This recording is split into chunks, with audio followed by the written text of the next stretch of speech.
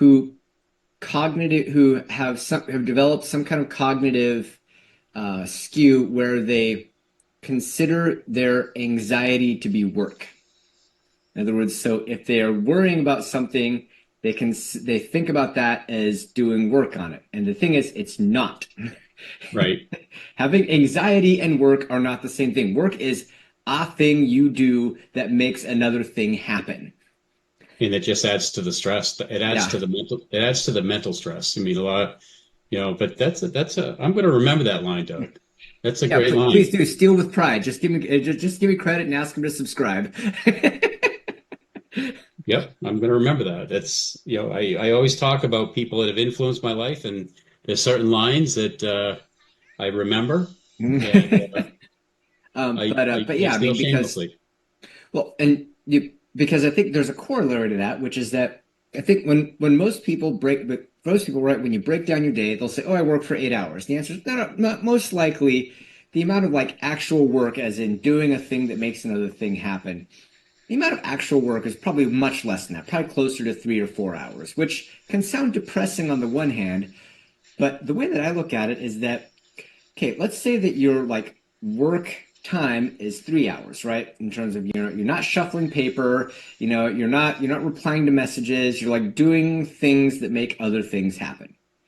Well, you only need to increase that, but you can make that go up by 33%, 33% increase in net effectiveness by just carving out one more hour out of the rest of the day to shift time from whatever else is occupying it to doing things that make other things happen.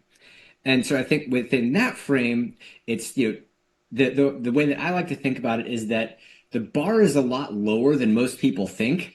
And so by rearranging the way that we prioritize how we do things, a lot of times you can be far more effective with far less net effort than most people think.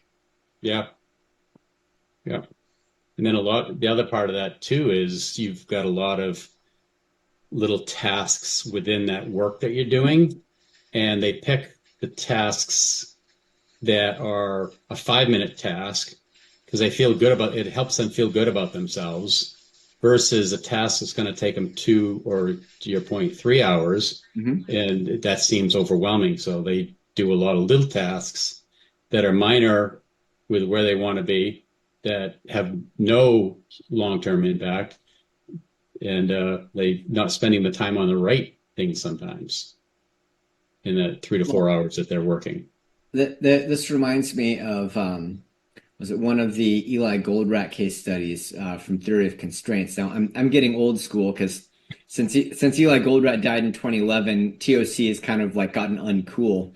But one of the case studies that he always talked about was you'd have steel manufacturers, and the way that steel manufacturing was almost always measured was tons per hour.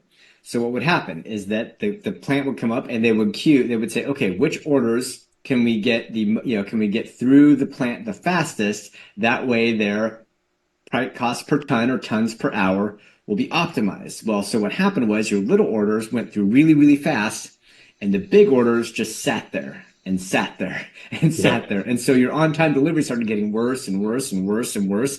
People say, why is our customer satisfaction so bad? We're hitting all our efficiency numbers, and in a lot of cases, that's because you're not measuring the right thing. Because I think measuring the right thing is so important because the old thing is if you tell me how someone's measured, I'll tell you what they'll do. And Yep. it doesn't matter how smart they are. If a person is measured and evaluated on a thing, you can count on them to do that thing. And if there's a counterproductive aspect to that, it doesn't matter how smart or clever they are. You'll end up with a kink in your system. And you know what? I guess I don't know, we call it a testament to that, but a Yep. lot of times people are going to focus on what's going to get them the measure that you're measuring. Yes. So if it's, they just mentioned time per order or whatever, of course they're going to do the little ones first because it makes them look better. And Yep. a lot of times too many companies are driven by metrics. It's Yeah. overkill sometimes. So, but that's a great example. They're going to worry about these little orders, get it all done, but they're going to look good. But they're also going to feel good. But yet those big orders are sitting there, like you said, just kind of stewing, just Yep. not progressing.